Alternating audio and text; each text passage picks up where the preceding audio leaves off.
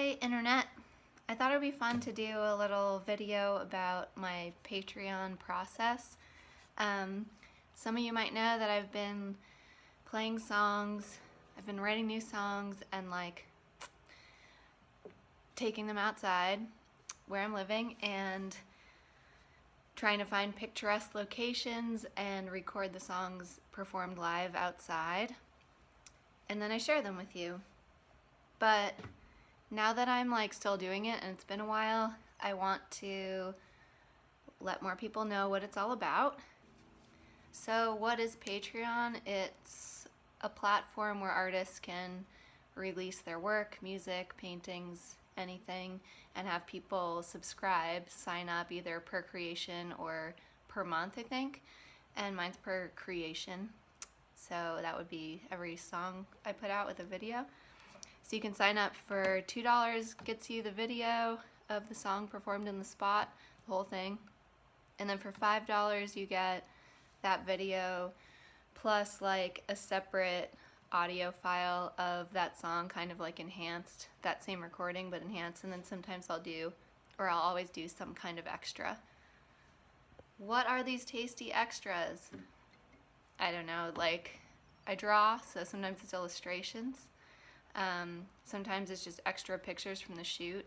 I think I'm going to try to do that all the time for that level, actually. And then on top of the extra pictures be I want to try to start doing lessons of the song, how to play it.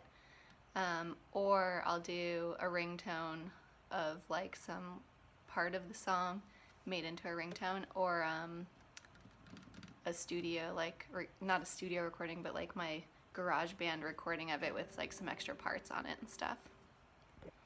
So what's the whole process like? Why are we paying for this, Meredith? I'm so glad you asked. I write songs. I've always journaled, and I love my journal, but I also hate my journal. Anyway, this isn't my journal, this is a songbook. I now have separate songbook and journal because my journal's boring. Songbook is not. This is the thing I'm writing songs in now. I think I've had it for 10 years, but I have so many notebooks that I rotate and they never get full, so this one is old but not full. Okay, so it's got throwback for any of you hardcore Gath fans. Track listings for stuff I did definitely 10 years ago. But now, fast forward to section whatever, and it's got new song lists on new envelopes and things that I don't play but are ideas.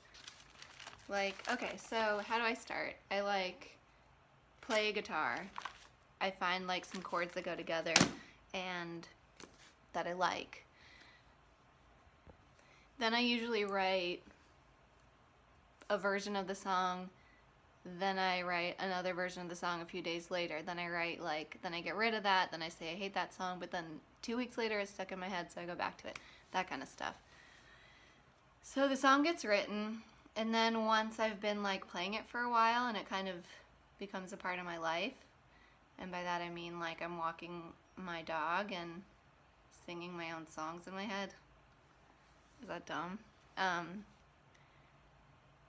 That's when I'm okay, this is a song. That's the test.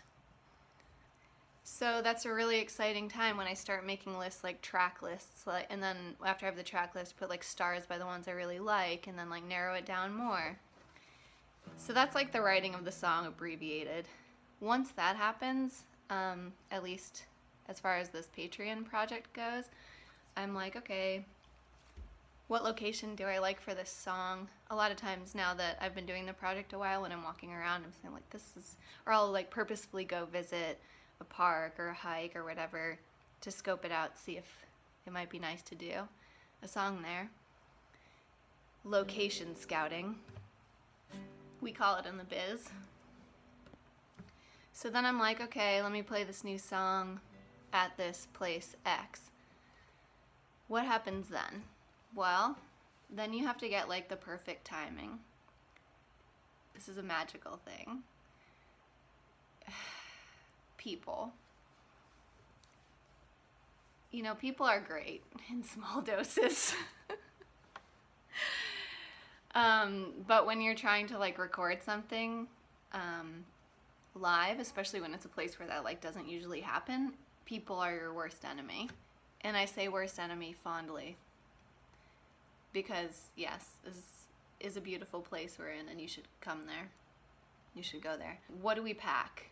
By we, I mean me and whoever I can enlist to help me. Okay, I have a bag right here because we just got done doing the Paternales Falls recording, so I have all my stuff here. One, Zoom recorder. This is like very handy and much too easy to use. I wish I had a little more space on it, but that's just because I don't like to delete things. When you go out there and you are recording, it has enough space, definitely enough space. It's pretty high quality. It's got these like awesome little 2 mics on the top, and you can hook more stuff up, and you can like overdub and everything.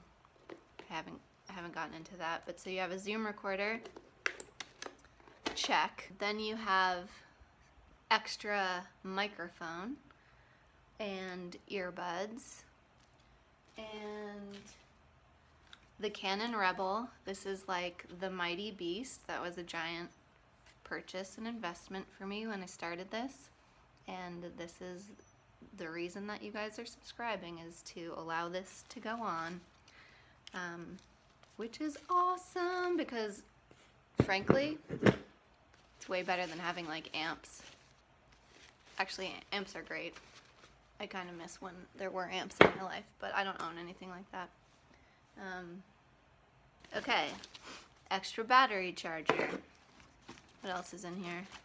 The manuals to both the Zoom recorder and the Canon Rebel, because I'm always forgetting how to work them. And we also have a tripod. This was a really good score that I got at the William Temple thrift store in Portland. Sunscreen, a hat, sunglasses, a blanket, a jacket, water, your capo, because if I forget my capo, I am effed. Some TP, in case I need a woods potty. And I also bring some snacks and extra batteries, flashlight. Also bring the smartphone, because do a second take on the smartphone. And of course this smartphone tripod. This is Joby. Would not recommend. So what happens next? We're out there, take some still pictures, take a bunch of videos. A big problem the first couple times I did it was that I didn't realize how much B-roll, another industry term, we would need. Meaning like when you go back to edit, what about the stuff that isn't me playing the song, or like something really, the meat and potatoes of it? You need the other stuff. You need like the sides. One of the biggest challenges is like being out away from things, conveniences, electricity, and getting all this stuff. So far in Austin, I haven't gone anywhere far from town that much, but in Oregon, it was always kind of stressful going out into nature to take the videos, and like maybe camping out the night before and not really knowing if I had all my stuff, and making all these to-do lists and stuff. So that's a big part of it, just being prepared. Then what happens? I come home and there's like a ton of footage, and my computer is slow and it can barely function when I try to upload this stuff. Initially I had the goal to have a big screening of the whole album that I've already finished on the Orange Mountain, and like be able to play it on a big screen. And I hope one day that happens. It didn't happen so far, but because of that, all the files are huge. And that became a learning experience as well, like editing, uploading, downloading, importing, blah, all that stuff. That is huge. Editing. So then I'm like, cool, put it all in the stuff, edit it down, it'll be beautiful. Actually, when stuff is like that big in file size, it takes like half a day just to get all your files situated. Also learned that the hard way. So I spend like about a day or two organizing, importing, watching all the footage, deciding what I like, and also making like the little hand-drawn titles and everything. It doesn't take forever, but that's like another step. I like Premiere a lot. It's like, I feel like everything I think of I can do pretty easily. Try to start with like the drive-in, the scene setup. The first couple of videos I was doing a voiceover in the beginning, which I might start doing again. A video on Facebook, a video on YouTube, a video on Instagram. What do you guys think about that? Should it just be on one thing? I don't know how that stuff works anymore because I'm not in college. And then when you subscribe and you're part of the Patreon account, you get the whole song on the video, and usually the video is 4 to 6 minutes. So I think it's always been 4 to 6 minutes. Basically like the song and a minute or two intro. So yeah, I try to like talk about the location and what I'm seeing and why I like it in the video. And then I play the whole song. And thank you guys because you're awesome. So I hope that's given you a little bit of a better idea what this project is all about if you didn't know, or just like fun times if you already did know but you're like wanting to watch things on the internet, and here I am. Let's end with a little song.